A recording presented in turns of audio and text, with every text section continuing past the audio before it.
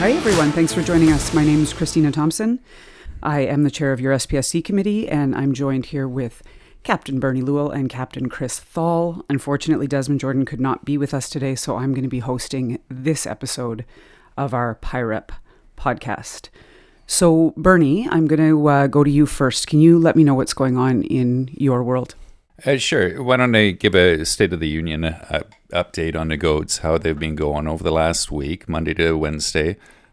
Tracy and Andrew Hamber were both at the table with the company. This was the first week that we actually had the conciliators in the room with us. And those conciliators, if you remember, are Bobby Orr and Barney Dobin. So they're there basically to facilitate the meetings, to try to get the two groups a little closer than they would otherwise be. I should mention that Joel Laudenschlager this week was down in Valo, Washington, at ALPA headquarters. He was down there for a negotiations roundtable where they discussed different negotiation tactics and what's going on in the industry, what's the standard practice, and how we can apply that up here. So they did go over a couple TAs this week that they did finalize and pass, and the two that they finalized with the company was new equipment and arbitration. So now that brings us up to, I believe it's 16 TAs that have officially been passed, and that is out of the 36 that are in our current agreement. Now, just to remind everyone, the three things that we are really striving for in this agreement. Number one, scope, otherwise known as job protection. We believe that WestJet planes flown under the WestJet group of companies should be flown by WestJet pilots under the WestJet wages and working conditions. The second one is increased pay. We all know what's happened south of the border. We need to see some of that up north of the border. So we're looking for significant pay increases. And thirdly, better scheduling. All of us. We're away from home for over half the month. It's important, I think, that we make gains in that area to make our work-life balance a little bit easier on our families.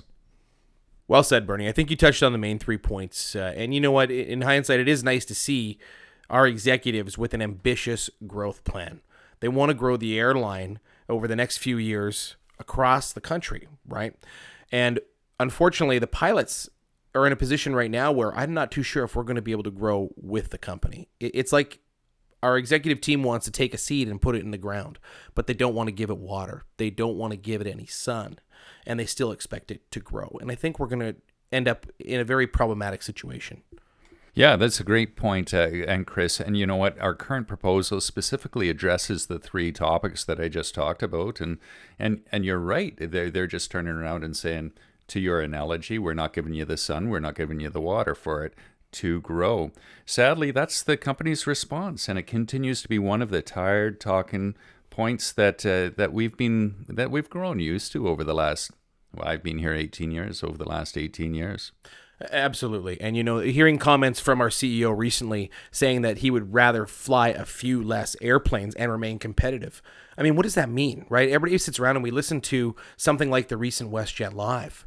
And we're all wondering, what does a few less airplanes mean? And we have a competitor who has a 10-year-old stale contract, that being Air Canada.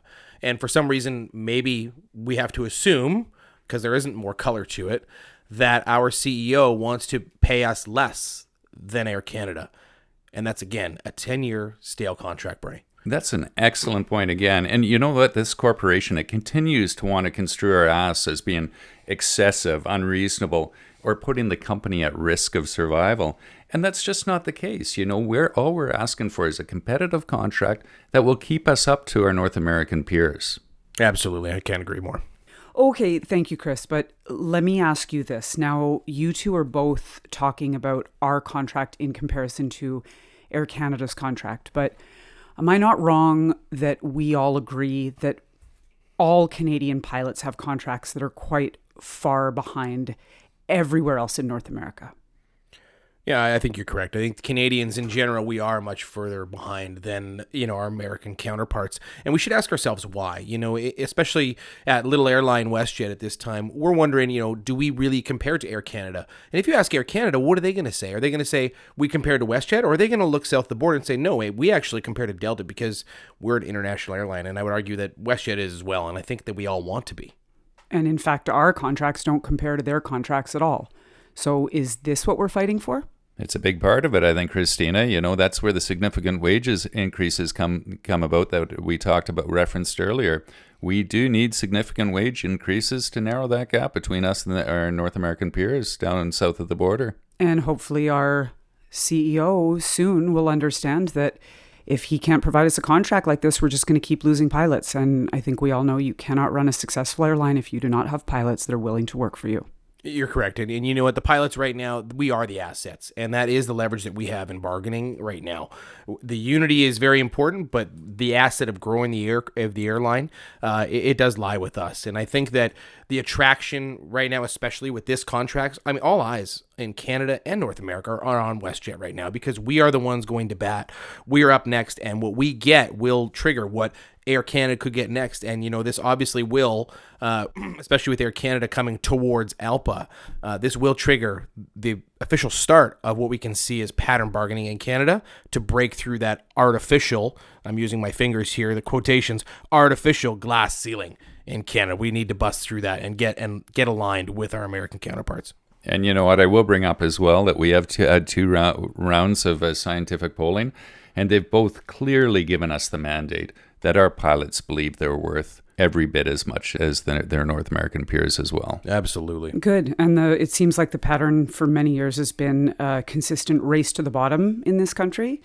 And now we can finally change that, and our pilots finally understand what their value is and what we are worth. Yeah, you know what? The underlying message is that the company right now enjoys a competitive advantage over our peers, but it's on the backs of our pilots. And that is not something that we want to continue. Absolutely. I would certainly have more confidence working here, walking through a terminal, or whether it's in the States or Canada, knowing that we're finding revenue streams that are in addition to rather than cost cutting of, such as pilot wages, CSA wages, flight attendant wages. I mean, these are all key players when it comes to the success of the company. And it seems like that's where they want to save the cost. And I don't think that's the right way to run the business. So it's time that we bring this contract up to date with the 2023 standard contract, and one that also remains competitive going forward. And I got to reiterate here that our contract goals and the company's growth goals, they're not mutually exclusive. There's a great deal of value that the company can get out of having an engaged pilot group that feels valued. And I think that nobody in this union leadership group would be okay with just window dressing our existing contract. We need a new contract from start to finish that recognizes the value and the contributions of the pilots for this company.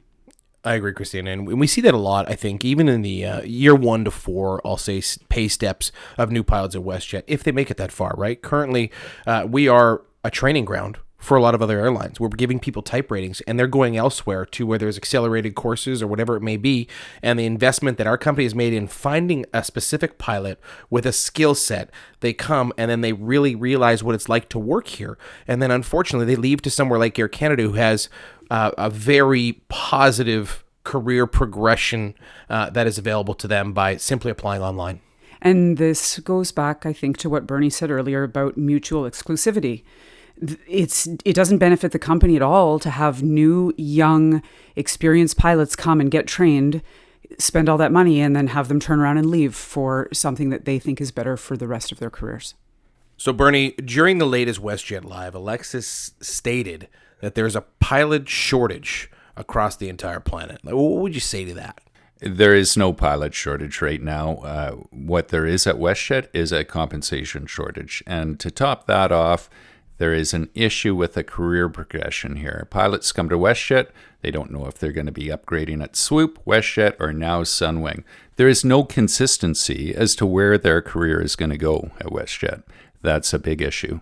Exactly, and I think that that's part of the confusion, right? Is that's exactly what it is. Someone applies to the WestJet group of companies, and where does the career end up? I mean, I personally just finished my upgrade. It was 10 years, Bernie. How do you attract someone right now, even with compensation, when you have upgrade times that are 10 years? I mean, I'm sure it's possible, but the other career paths that are available to these experienced pilots that have time, I mean, we can look as local as Manitoba. There's King Air operators paying $150,000 a year for a King Air captain. And that's who we're trying to attract to our airline and pay them likely a third. The pilots are definitely out there. We just got to make it an attractive option for them to come to WestJet. So, Bernie, to circle back to the original comment about Alexis having this excuse, we'll call it, for a pilot shortage across the plan, like, is that insulating just himself, or what do you think he's doing there when he tells the entire company something like this?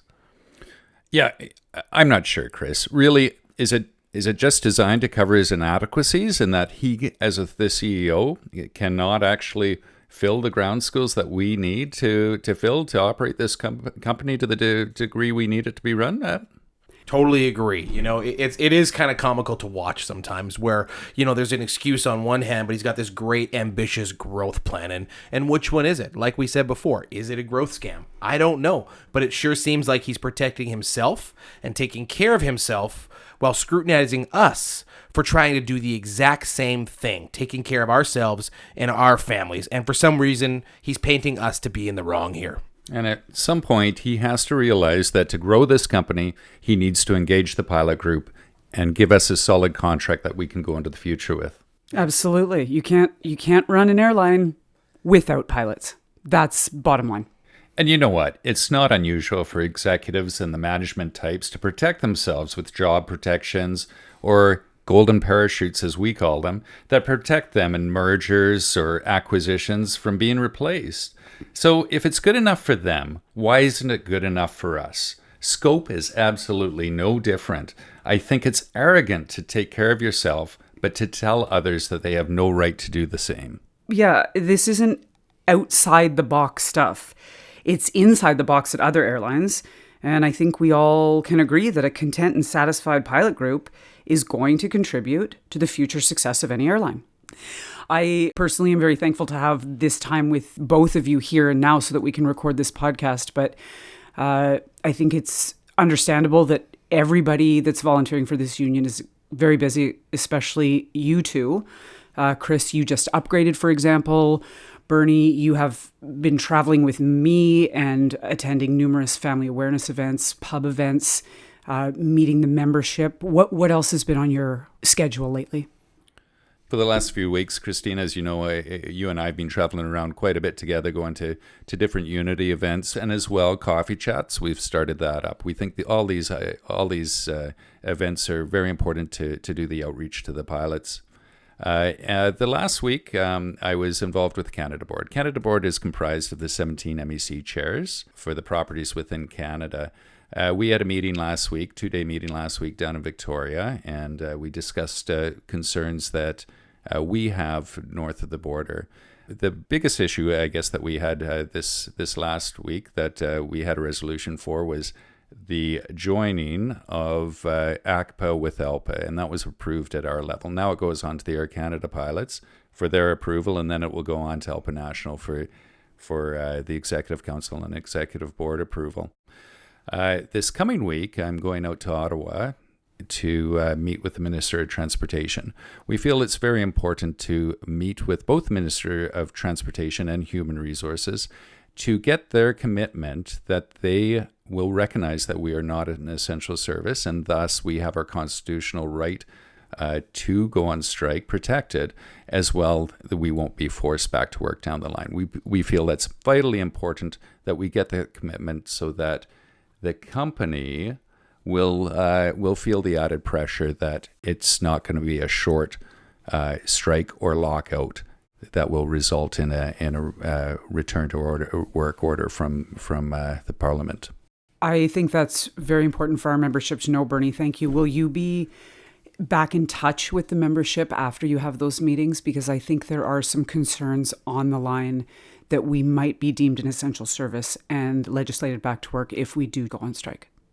Yeah, I'll keep in touch with the membership, as you know, through pub nights and through fast reads and through a future podcast. We'll keep them up to date with what we found out. Thank you, Bernie. And regarding the fast read that came out just a couple days ago, we've now informed all of the pilots that we are in fact going to have the first informational picket regarding the negotiations for CA2 and our current state of affairs. That's going to happen in Calgary on March 31st. Chris, can you speak a little bit to how and why we came to the decision to have this picket on this date and location? So, I mean, March 31st, it doesn't signify a specific day. This isn't an anniversary date, honestly. And we realize for the greater pilot group, this is somewhat of a short notice event. However, recognizing the words that our CEO has used recently, saying he'd rather fly a few less airplanes, and where we're at in negotiations, we felt it to be very important to get ahead of some of the messaging that the companies offer, trying to bust pilot unity, reset expectations. And we feel like an informational picket is a great way to do that. For those of you that were fortunate enough to attend the short notice picket back in 2018, essentially we lined up at the AGM meeting when we were still a publicly traded company. And we sent some members into that meeting while the rest of us were outside holding signs. And some of those signs were very specific to threats to our careers, much like what we are seeing right now. That being swoop and a lot of the routes that we were flying before, a lot of our vacation routes, a lot of the popular one days that someone in, say, Toronto base would have enjoyed, they've now transitioned to swoop. And so as we progress through CA2, we're seeing a lot of the same threats with something like the Sunwing merger. And Christina, to be very blunt, in the situation we find ourselves in right now, it's not someone else's job to get the contract that you want. It's your job. It's the individual pilot's job. I strongly believe that we get the contract that we fight for, and that the company is not going to budge unless they feel compelled to. One thing, after flying the line quite a bit over the last few weeks here, I've seen a lot of resolve. I've seen a lot of unity between our pilots, a lot of participation, as the guy that's running a lot of the committees within the union, I've seen a lot more uptick in people willing to volunteer, and especially some names that you would honestly never expect to see. And it's extremely encouraging. The rest of the pilot group who is not volunteering, they're sitting, in my opinion, they're holding their breath, and they're waiting to see what CA2 is going to bring them and what it's going to bring their families, what it's going to bring their careers. And I don't think it's fair to ask them to hold their breath for something that we're going to present that will be substandard. Would you agree with that, Bern? Absolutely, Chris. We are not going to bring something substandard back to the pilot group, but we do have a mandate. We're going to bring something to the pilots that they get to vote on this time. There will be no arbitration, and at the same time, there's no tempering of expectations, as you alluded to earlier. We need to bring a ratifiable contract to the pilots, and the longer the company waits, the further they fall behind. Chris, let's talk a little bit about our plans and intentions for the informational picket in Calgary on March 31st. Absolutely. So obviously very exciting times.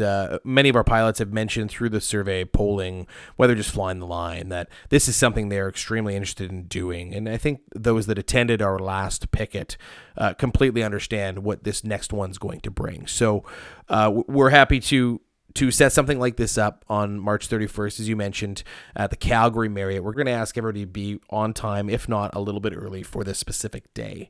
We're going to be doing a rally. There's going to be some information there. And from that point, we're going to be traveling to an undisclosed location, whether that's walking or bus. I'm not going to exactly tip you off on exactly what's happening, Christina. But it is every pilot's duty to show up that day if they are off work. We understand there wasn't notice to bid the specific day off. And yes, that would have been convenient, but always at the same time, the pilots that are at work, and there's going to be a percentage of those that cannot attend. So while it's nice to have the luxury to be able to bid for the day off, it's the same amount of pilots off work, Christina. So this is a call, and we will be getting a little bit more aggressive in our call to come out to participate in this picket. We are expecting a very large number of pilots that day. It doesn't matter if you have a dentist appointment, a haircut, you're getting your nails done. We want everybody out to this picket to stand up for their career and the careers of those that are coming up below them. And Christina, this event is specifically labeled as a unity building event. And when I say unity, a part of that does actually specify what they're going to show up looking like. I mean, the MEC is pictured a long line of pilots, shoulder to shoulder, wearing their tunics, wearing their WestJet uniform, proud to wear their WestJet uniform.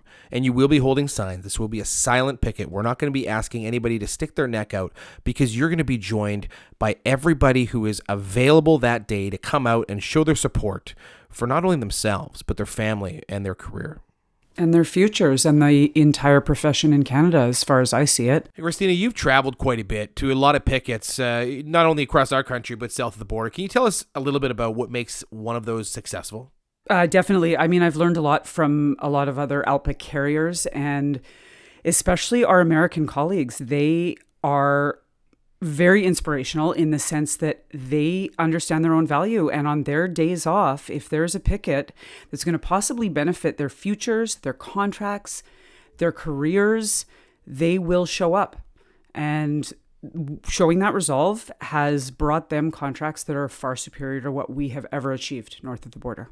Once again, to everyone out there, it's vitally important that you clear your schedule for March 31st. I need you out on the picket line supporting us, supporting your future. Right, Bernie. And I think it's important as the pace accelerates and we've entered a more mature phase of the negotiation cycle. Now more than ever, we need to get out there and stick together, show that unity. Christina, you've been involved, and as the SPSC chair, I've essentially, and the MEC itself has tasked you with setting up numerous events. And underneath you, I also want to acknowledge family awareness, which many people don't understand the relationship between family awareness and SPSC. So you do oversee the family awareness, but we do have Heather Charland who takes care of the family awareness events, and she's been knocking it out of the park. Can you tell us a little bit about, I know there's so many events, I understand that, but I just want to hear your perspective on what events are coming up possibly, or in general, what these events mean. Heather's been doing an amazing job. She's been helping so much. The family awareness events are specifically meant to include pilots and their families, meaning their spouses, their children. We have hockey games coming up. There are smaller events at trampoline parks, at axe throwing, at there's a baseball game. There's a Blue Jays game in Toronto that she's managed to plan for dozens of pilots and their families and their children. So I think we're going to have probably over 300 guests there that day. That's a lot. And she's been working with a long list of volunteers. On top of that, we just did the first ever spouses only night in Winnipeg. And Bernie and I attended. We were the only two pilots in the room. And I mean, Bernie, I think it was a great success. Would you agree? Absolutely. Yeah, we had 17 spouses there. And you could tell there was a bit of anxiety in the room. They wanted some answers to some questions that they had. And we were able to, I think, calm some of that anxiety. I agree. It's I think it's important that the spouses are informed about everything that's going on. And we're trying to create this environment where they feel like they can come out without their pilot spouses and ask questions and have their concerns addressed regarding the situation that we're in, because there's no doubt there is some stress around all of this. So we will be hosting more of these in the weeks to come. Calgary next, then Toronto, and then stand by for dates in Vancouver. And it's vital that all of our families will be ready. Absolutely, Christina. And being a Winnipeg pilot, we have, our Winnipeg chat that everybody's on. And the feedback that we got from this spouse night, it was incredible. I mean, you're seeing spouses who have never met before, yet we've worked together as pilots for years. And they can finally get together without the pressure and ask questions that maybe they'd be a little bit intimidated to ask, even to their own spouse. So again, feedback was fantastic. And I encourage everybody to send their spouse to one of these nights across one of our bases. We're about to wrap up this episode of the Pilot Podcast for the day. Any final thoughts before we close out for the day? Sure, Christina. I want to acknowledge the daily frustrations that we experience as pilots at WestJet. As we know, whether it's, you're waiting 20 minutes for a gate, your pairing's been extended, it's been canceled, you're on PCM, you're on reserve, whatever it may be, especially during contract negotiations, is extremely frustrating. And when you hear someone like our executive team coming at the pilots and trying to bust the unity that we've worked so hard to build over the last 4 years, I want every pilot to recognize exactly what's going on and to trust their union and let their union speak for them. I just need to remind everyone that despite the frustration we're all feeling right now, our professionalism and an unwavering focus on safety is critical as we move forward together. Bernie and Chris, thank you for all your time today. And for those of you listening, thank you for joining this episode of the PIREP podcast.